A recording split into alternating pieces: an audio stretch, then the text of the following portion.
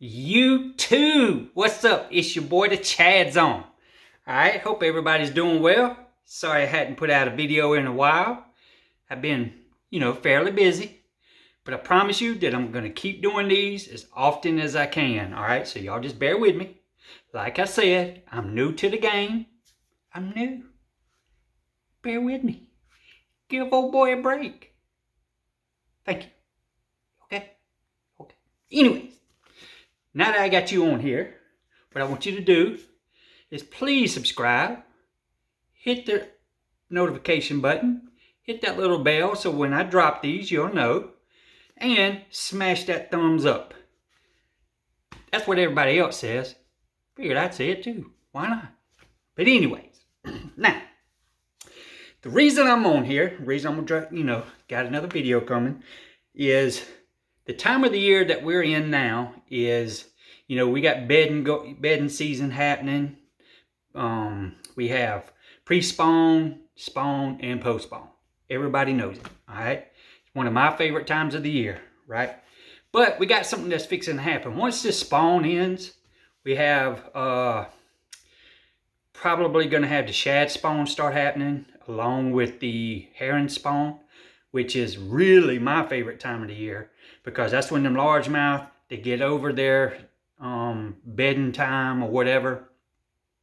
Then they start to chase bait, all right? I absolutely love that time of the year. But one particular bait that I enjoy using, all right, I'm going to share with y'all some little modifications to them, a couple of things that I do that really, that hopefully will help you. All right, so the first thing I want to get into is the bait that I use during this, coming up after the spawn. All right, you could probably use it now, but I believe that you get more bites after the spawn's over. Just my opinion. All right, and one of my favorite things is the good old Zoom Super Fluke. All right, love me a Zoom Super Fluke. This here is the white pearl, one of my favorites. Got another one here that I'll be glad to show you. I don't know if y'all can see it, but it's got a little bit of blue to it. This one is Glimmer Blue, Zooms. I use nothing but Zoom Super Fluke. That's all I use. All right, this one's Glimmer Blue. And believe it or not, I got another favorite. This one is Watermelon Candy. All by Zoom right there. Okay? Now, one thing that I want to show y'all is I use two hooks, two styles of hooks. Both of them are EWG or EWG stands for extra wide gap. All right? Number one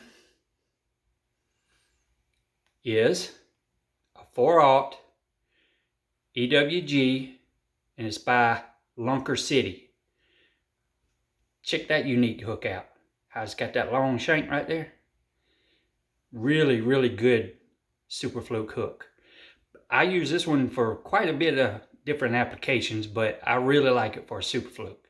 All right, and like I say, this one's by Lunker City, but I forget the name of it. All right, don't hold it against me. It's okay. And my other one is by Gamakatsu, and this one is the Skip Gap. All right. Both of them have their places. This one is a lot, what they call a lot lighter wire. All right, it's not as heavy.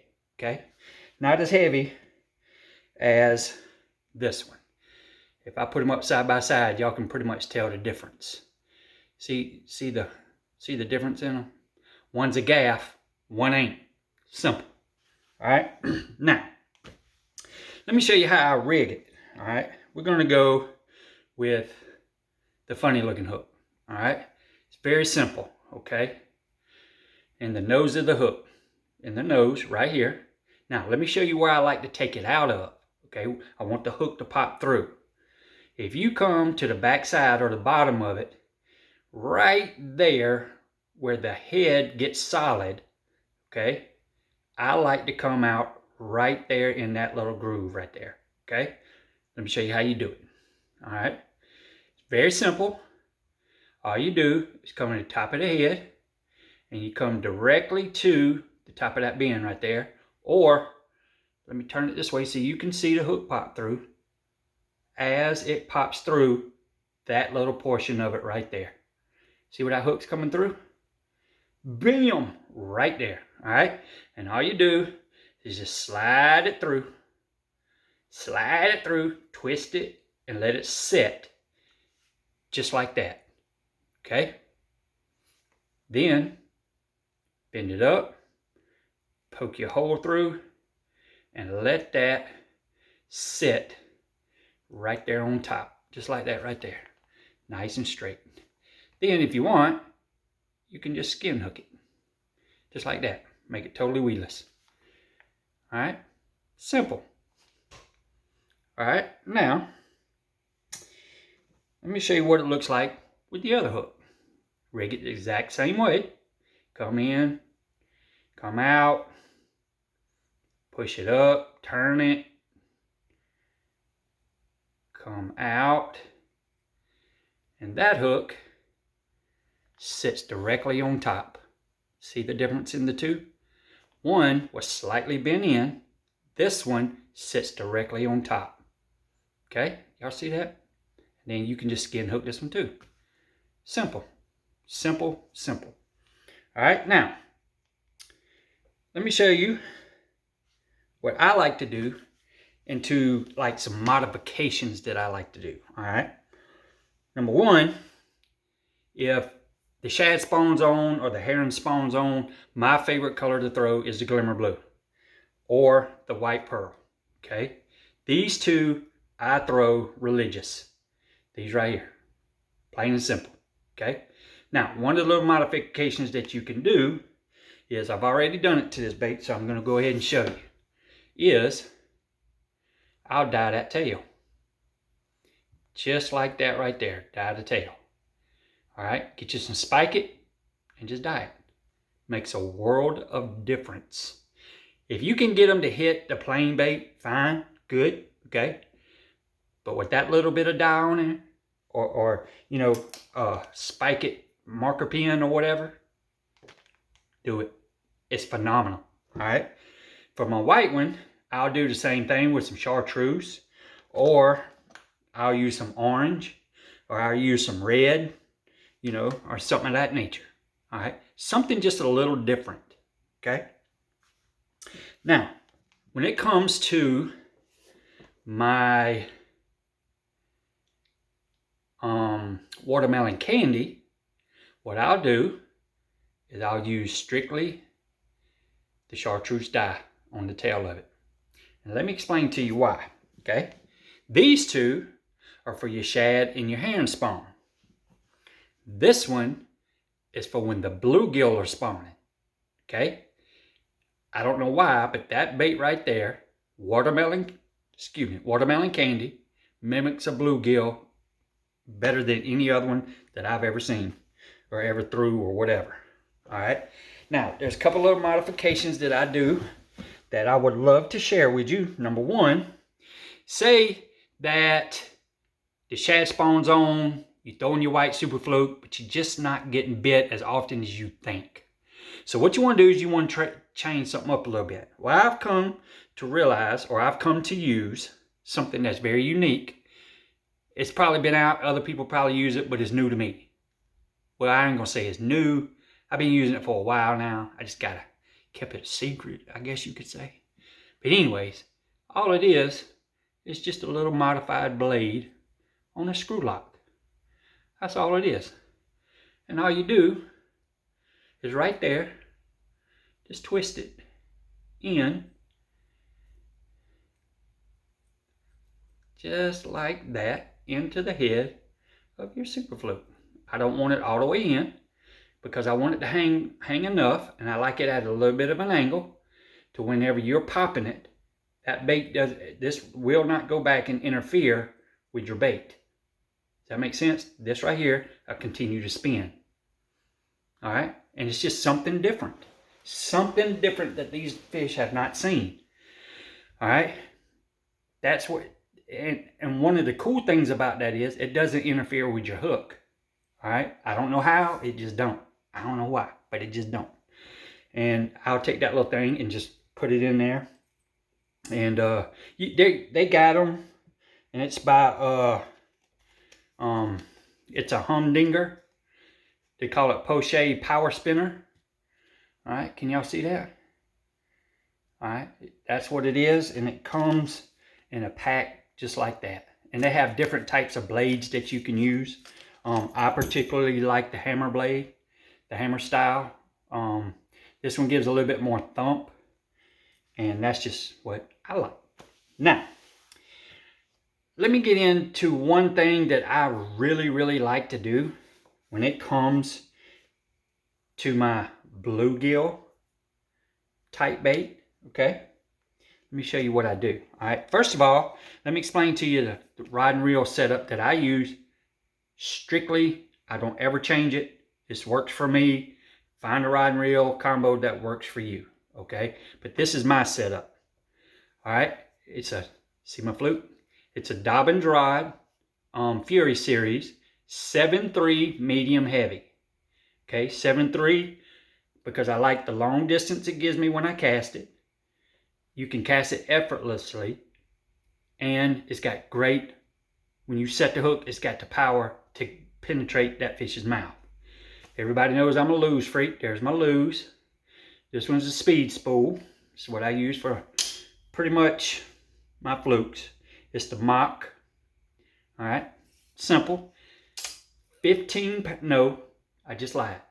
I like 12-pound line to it. 12 pound instead of 15. All right, because the rod, it's got a pair of, well, it don't have a, it has a pretty much a fast tip to it. So it helps absorb the shock. And that's one of the things that I like about it. All right, so let me take this one off and let me rig up my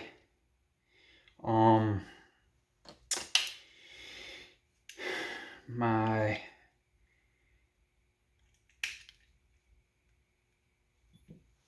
watermelon candy.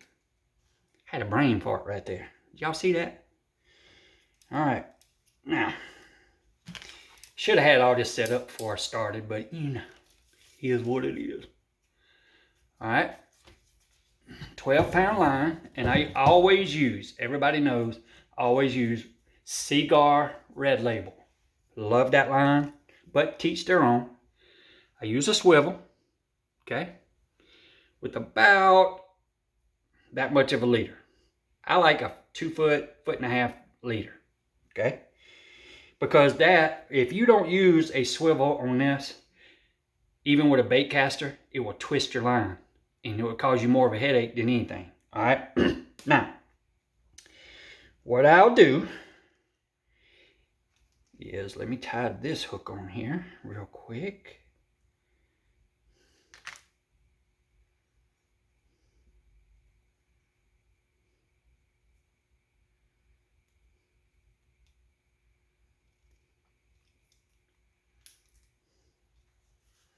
All right, this little modification, I don't want to call it a modification. This is something that I do a little bit different.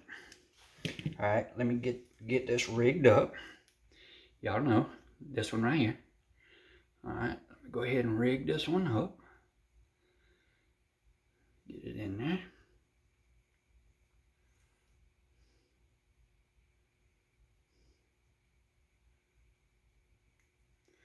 All right, nice and straight. Everything looks good. Bam. There it is right there. Nice and straight on my skip gap hook. Now, let me show you something that I do that's very cool and unique. And it doesn't matter if you have a swivel on it or not.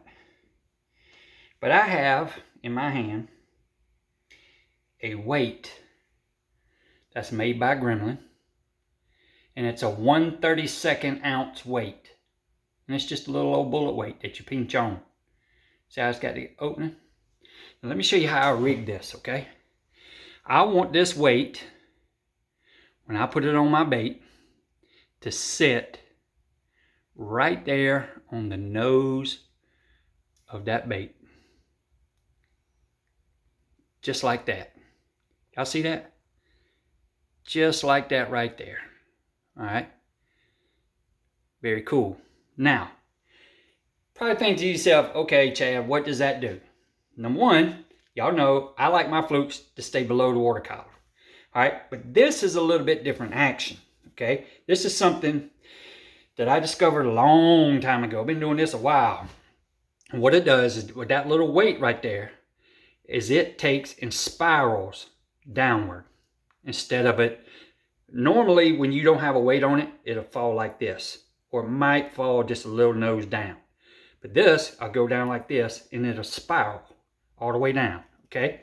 Now, when it lands on the bottom, it's like this, okay? It lands nose first, just like that. And it looks just like a bluegill feeding on the bottom, or dying. And then eventually, it'll fall down just like that right there, okay? Once it's on the bottom, just like that, I watch my line, and when my line goes slack, I know it's on the bottom. What I'll do is I'll take my rod and I'll wind it tight. And what I'll do is I'll snatch it 3 or 4, good hard times. Just pop, pop, pop, like that. And what it'll do is it'll take off and it'll dart and then spiral again. And those fish cannot stand it. They cannot stand it. Little modification with just that itty bitty weight makes all the difference in the world.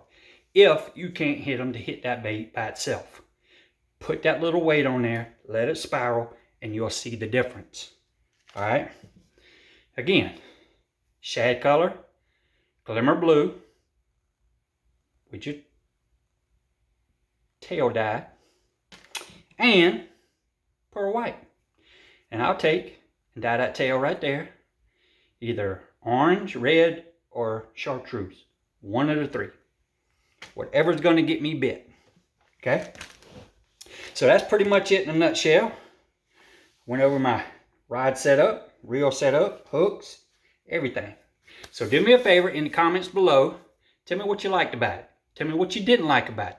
Tell me how I can improve. All right? Subscribe. Mash the notification button. Hit the bell. And hit the thumbs up. All right? I appreciate y'all watching. Until we see each other again, peace.